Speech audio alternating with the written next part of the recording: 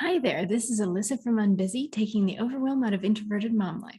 It's episode 124, and today we're talking about how to plan the year week the easy way with these 5 tricks. You've probably already gotten into the planning scene printables, planners, markers, and post-its. Oh my! But planning is far more than what kind of washi tape you use on your favorite just right. It took me 4 years to find planner. So pull up a chair, grab a mug, something hot, and let's streamline the real work of planning because you're the family CEO and you deserve the bottom line, shall we? But first, is your calendar about to explode? Is your schedule stressing you out every time you look at it? Discover exactly what you need to do to banish the overcommitted woes. Get instant access to your Clear the Calendar cheat sheet so you can quit the busy, because it's time to de-stress your schedule right now. I've put the link in the description below. And back to our episode.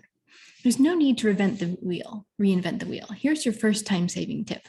Try to reuse as much as possible from week to week. Don't type or write everything out from memory day to day, week to week, or month to month. Use templates for that. Save your brain space for something really important, like problem solving how you're going to get family dinners on the table with piano, gymnastics, and 3 sports teams this semester. What this looks like for me, I don't mess with planning my weeks from scratch. Since I'm digital, I just copy paste last week's schedule, chore list, and extracurricular outings into this week's planner space. Then I start moving and deleting to match the canceled piano lesson or 1 hour later team practice. But if you find yourself making too many tweaks to your standard routine, here's what to do. If you're going to face more than 3 weeknight practices or late mornings or altered routines, make a new template for it. That's it. You're allowed to come up with new versions of your most productive week to suit yourself. The whole point of planning is to support you, isn't it? Then why are we feeling like we ought to always work off that one perfect week we had like 3 years ago? Templatize her now and be done with it, for a while at least. What this looks like, keep your standard week's activities, but save a new copy or insert an extra page and make a new one. Title it Play Week for your drama class kids, or VBS Week for summer, or a new school year when everyone's having a hard time getting back into routine.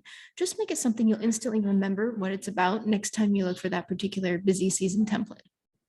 Then each week, choose the proper template from your pre-written handful. Is it a fairly normal week? Go with the regular. Are you in the end of school year rush? Copy that one. Is it holiday season? Borrow from last year's notes.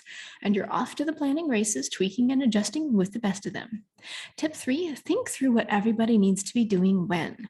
I know you've got your schedule down. What about what the kids are supposed to be doing? Do you need to add a set a timer for the girls to be ready for school to your Monday morning list? You see, sometimes our planner looks all nice and calm, but nowhere do the kids have everything they need to do to be on time written down. Plus, I mean, the 3-year-old can't even read, can he?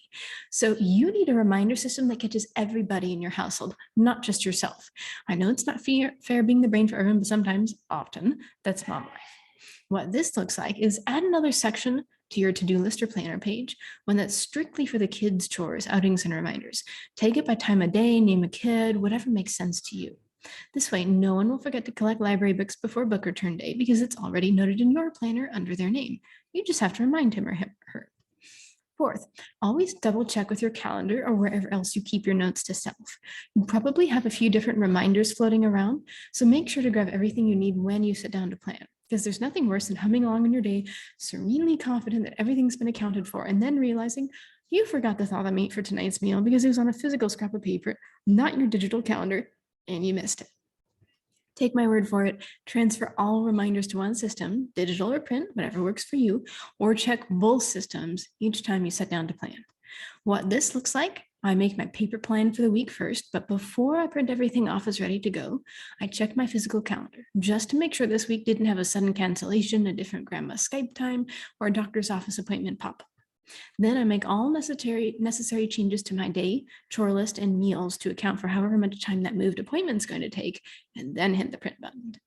Lastly, here's what I want you to do next time you sit down to plan. Next week, just repeat whatever's working, aka go back in there and delete any reminder from this week that wasn't useful, necessary, or heated. If you don't want to do it when reminded, there's something else going on, so don't make your planner a guilt trip container. Pro tip, if you cross out that reminder every time it comes up, that's your sign to delete it from your main schedule, period. So what this looks like, if supper at 5 works wonderfully, leave it. Don't bother trying 5:30 when you've got something that fits with your bath and bedtime schedule. If your kids are loving the 2 park outings a week, keep it at that. Everyone looks forward to spaghetti night once a week, great. That's one less meal you need to come up with every week. The point of planning is to make your life easier, not to lock you into a way of doing things that takes 3 hours to put together, tons of deletions, and makes you hate your mom's CEO role. Can't someone else write the grocery list? So what do you need to fix about your planning process? Is it the basic template for your week that's off? Do you just need a couple variations? Would it really help you out to have some kid reminders sprinkled in? Or do you typically forget what's on your calendar? Add it to your to-do list that day with time and place. Are there things on your weekly sheet that need to be permanently deleted because you don't use them? Let's get in there and streamline that plan all the things chores. There's no reason not to take all the shortcuts. And is your calendar about to explode? Is your schedule stressing you out every time you look at it? Discover exactly what you need to do to banish the overcommitted woes. Get instant access to your Clear the Calendar cheat sheet so you can quit the busy, because it's time to de-stress your schedule right now. And I've put the link in the description below for you. That's it. Have a wonderful day.